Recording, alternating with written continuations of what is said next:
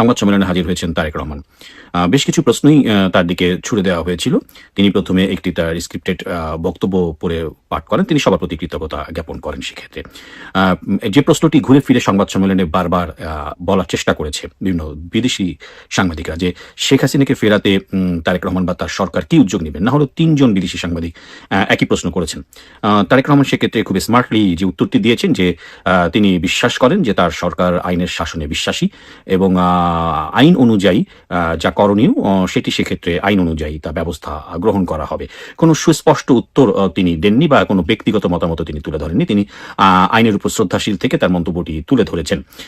ফলে এক্ষেত্রে যেমন ইন্ডিয়ান সাংবাদিকরা প্রশ্ন তুলেছেন, এক্ষেত্রে বিদেশি অন্যান্য যারা সাংবাদিক তারা প্রশ্ন তুলেছেন।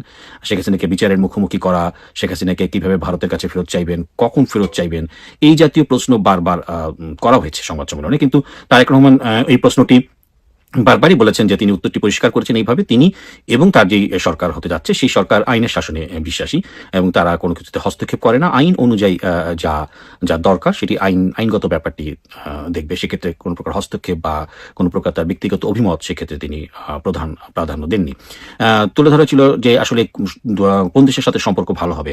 এক দেশের সাংবাদিক, যেমন ইন্ডিয়ার সাংবাদিকরা বলছিল ভারতের সাথে সম্পর্ক কিভাবে উন্নয়ন ঘটবে, চীনের সাংবাদিকরা বলছিল তাদের সাথে সম্পর্ক কোন দিক থেকে যাবে, পাকিস্তান আল জাজিরার সাংবাদিকরা বলেছে অন্য কথা।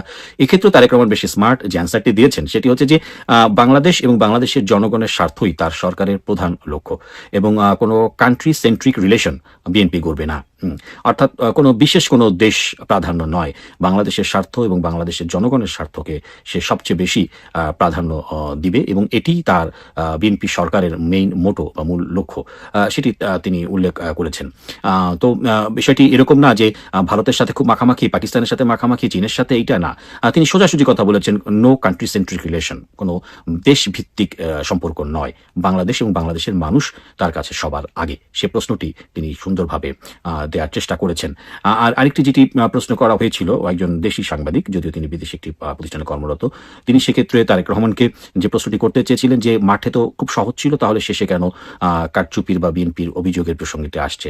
যে প্রশ্নের উত্তরটি তারেক রহমান দিয়েছেন সেটি মনে হয় ওই সাংবাদিক ঘূর্ণাক্ষরও ভাবতে পারেননি যে এত সুন্দরভাবে সাংবাদিককে হ্যান্ডেল করা যায়। চমৎকার উত্তর দিয়েছেন। তিনি বলেছেন যে জনগণের যেই ভালোবাসা, সেই জনগণের ভালোবাসাকে তারা কনভিন্সড করেছেন। এটি যদি কারচুপি হয় তাহলে জনগণের ভালোবাসাকে তারা কনভিন্সড করেছেন, প্রত্যেক জনগণের কাছে তারা গিয়েছেন, জনগণের ভালোবাসাই তাদের সেটি, এটিকে আপনি যে নামই ডাকুন না কেন।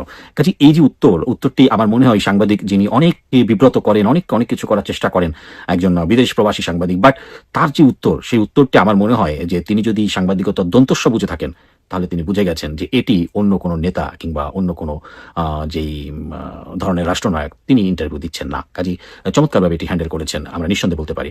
আরেকটি প্রশ্ন যেটি বলা হয়েছিল যে জেনজিদের উপরে একজন সাংবাদিক প্রশ্ন করেছিলেন যে জেনজির উপরেই তো আসলে সরকার পরিবর্তন বিপ্লব হলো, তাহলে আপনারা কি জেনজিদের খুব গুরুত্ব দেবেন কিনা।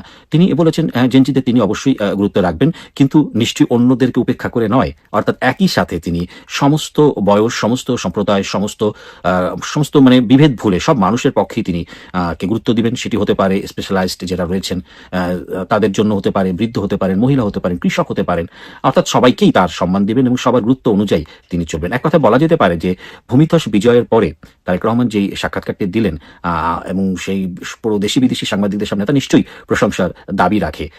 ফলে যে প্রশ্নটি বারবার তারা বের করতে চেয়েছিল যে শেখ হাসিনা ফিরবেন কিনা, বিচারের মুখোমুখি হবে কিনা, কবে ফিরবেন বা আওয়ামী লীগের, কিন্তু ওনার উত্তরটা ওনার একই জায়গায় ছিল। উনি বারবারই বলেছেন, উত্তরটা আমি রিপিটেড, যে আমার সরকার আইনের শাসনে বিশ্বাসী এবং তিনি সরকার কখনোই আইন বা বিচার বিভাগের উপর হস্তক্ষেপ করবে না, এটিকে এর মতো করেই চলতে দিবে।